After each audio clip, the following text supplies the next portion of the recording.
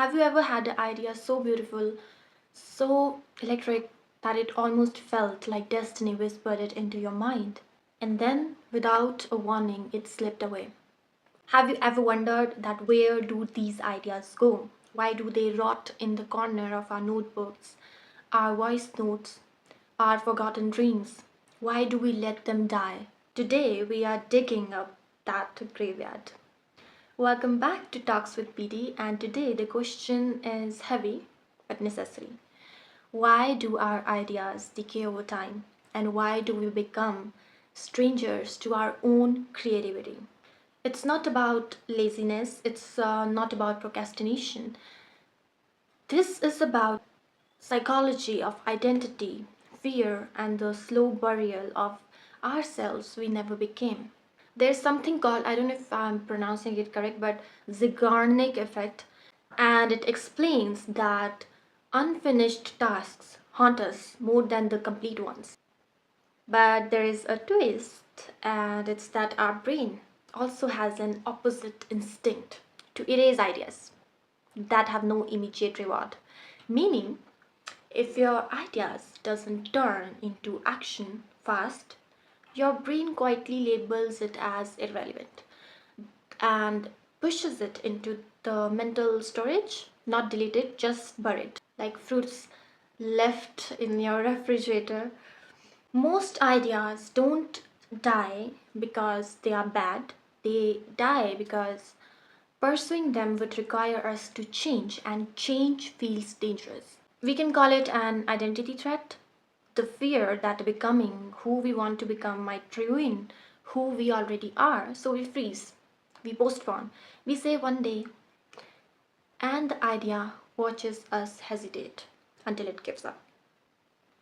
Remember that fear buries more dreams than failure ever does. When we are young, time feels like an endless horizon. Every idea feels patient, like it will wait for us forever. But time is not a vault, and it doesn't store things safely. It is erosion. Every day we delay our ideas. Our ideas loses color, then shape, and then meaning. Psychologists call it temporal discounting. Brain undervalues anything that isn't immediate. We don't reject our ideas, we simply underestimate how fast tomorrow becomes last year. There is an academic concept called potential paralysis. It means that the more possibilities an idea contains, the scarier it becomes to choose one. So we freeze at the doorway.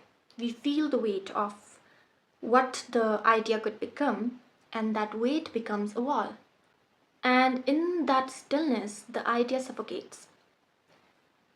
Unexpressed imagination becomes regret. Untouched potential becomes grief. And we think our idea died, but in reality, we stop breathing life into it.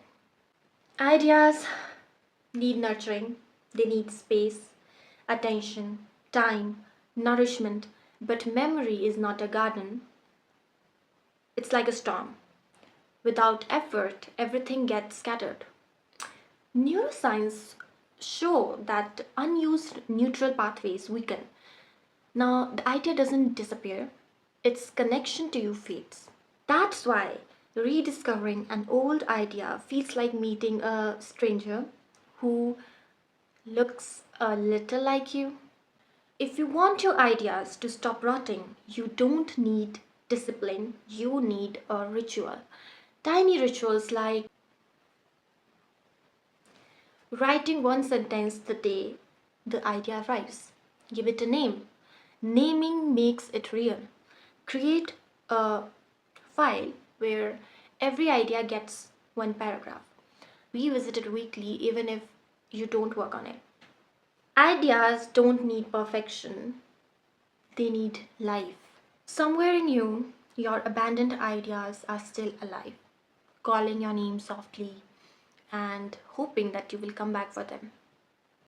They are not rotten, they are not a waste. They are a version of you that never got a chance to live. When I started my YouTube channel, I did not think that it would be perfect, super perfect, like I would have millions of views or anything. It was simply just creating a YouTube channel. When I created this channel, I just wanted to express myself. When I look back, like I look back at my videos, I don't know how many times, even I think most of the views are only mine because of how much I watch my own videos. Because I just love putting life into my ideas, into things that I think about.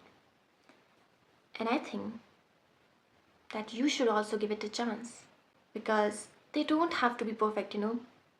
It is for you and not for people.